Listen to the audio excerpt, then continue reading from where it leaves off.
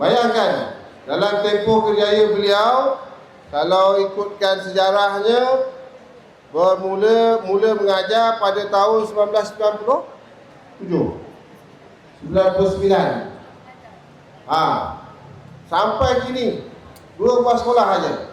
Bermakna kalau segi logiknya, beliau adalah guru yang cukup berkualiti. Pengetua dia takkan lepaskan. Betul? Tak nak lepaskan ke sekolah lain. Betul. Itu masalah juga lah. Pengetua dia tak nak lepas ke sekolah lain. Pengetua dia tak nak naikkan pangkat dia. Kalau dia naik pangkat, dia kena pergi sekolah lain. Kan?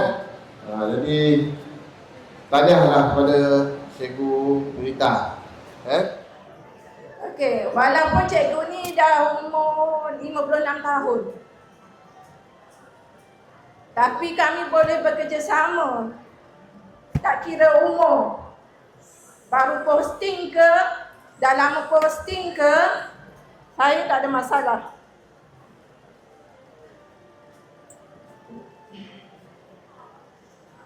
Okey, walaupun kami ni ada bilik guru atas, ada bilik guru bawah, ada bilik kaunseling, ada bilik peperiksaan, ada dekat koperasi. Tapi bila kerja semua jadi satu. Bila bekerja semua jadi satu. Tak ada masalah langsung. Walau saya ni dah umur 56 tahun. Ketua saya adik yang baru posting. Tak ada masalah. Okey. Tapi kadang-kadang adik-adik ni, tak apa kak? Okey, settle. Akak buat ni je. Yang ni dah siap. Itulah realitinya cikgu di sini. Semua settle. Cikgu Azarina tentang file panitia lah. Tak apa kak, siap. Nanti saya letak kat meja, akak masuk je dalam file. Macam tu lah. Ya, kami di sini.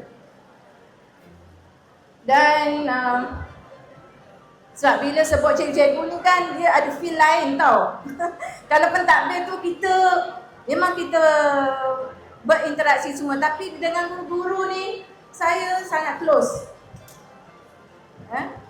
Tak kira lah muda ke tua, memang kami sangat best friend lah, kamcing. Tak kira umur. Ada yang bayar-bayar anak saya, Azmirul, ya. Dan macam anak saya lah, sebaya anak saya, ya.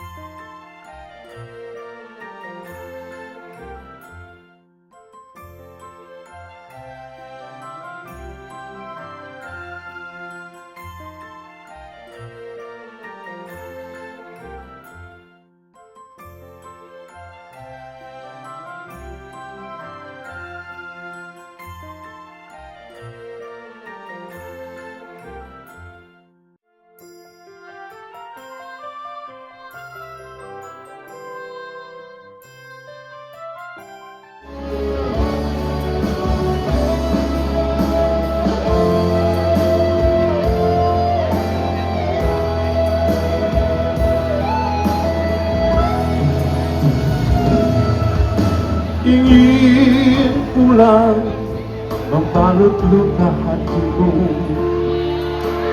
Ku tahu betapa batiku untuk kesempatan atau batu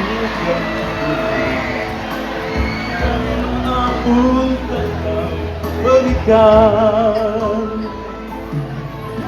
air mata tulus jatuh di sudut bibirmu.